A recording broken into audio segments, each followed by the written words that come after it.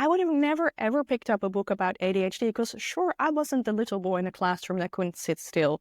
I definitely didn't have ADHD as far as I was concerned until I read the book, because I love Dr. Gabor Maté's work, and I've read his book, Hold On to Your Kids, which is about attachment theory and about nurturing your children. And that's a book that I listened to when I became a mother. So naturally, I picked up his other book because it had such a beautiful cover.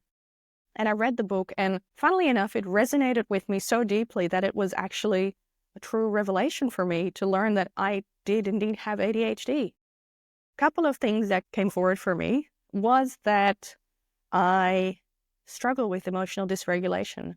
I have intense feelings of not being good enough. My psychologist asked, not good enough for whom? I don't know. I just have this innate feeling of whatever I do, no matter how many followers I get, no matter how many videos I do, no matter how much I produce or how much I write on my to-do list that I use. And yes, I use a pen and paper to-do list. No matter what I do or write down, it never feels like I'm doing enough. And it always feels like I'm measuring up against somebody that's not even using my ruler.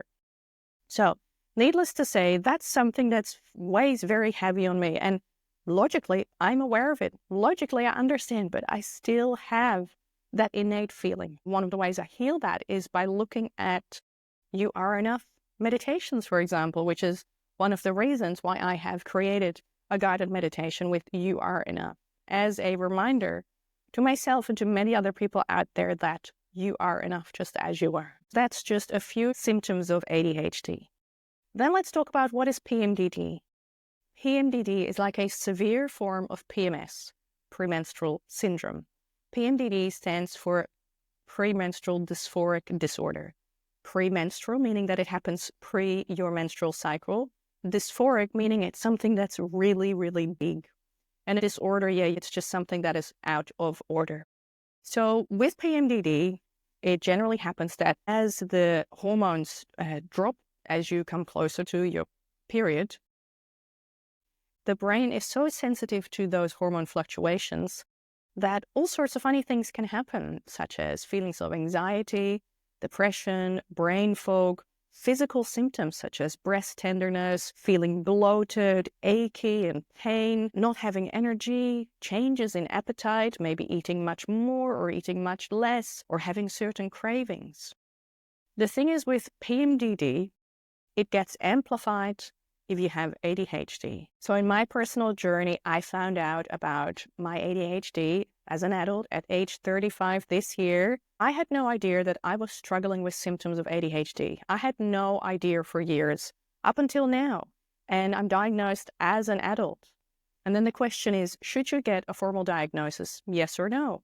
Well, that is only a question that you can answer because you know your body the best. And you have different values than what I may have. For me, for example, it's important to look at the body, mind, and spirit as a whole, looking at a holistic healing solution for me.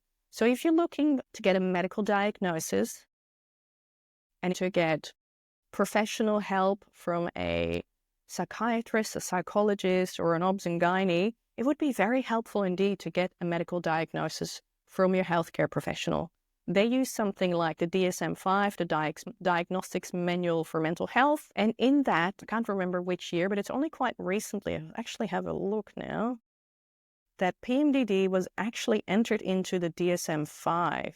So PMDD was only formally recognized in the Diagnostics and Statistics Manual of Mental Health Disorders, DSM-5, in 2013. So that's quite recent, but it also goes to show that it's not just me or it's not just a few other people in the world.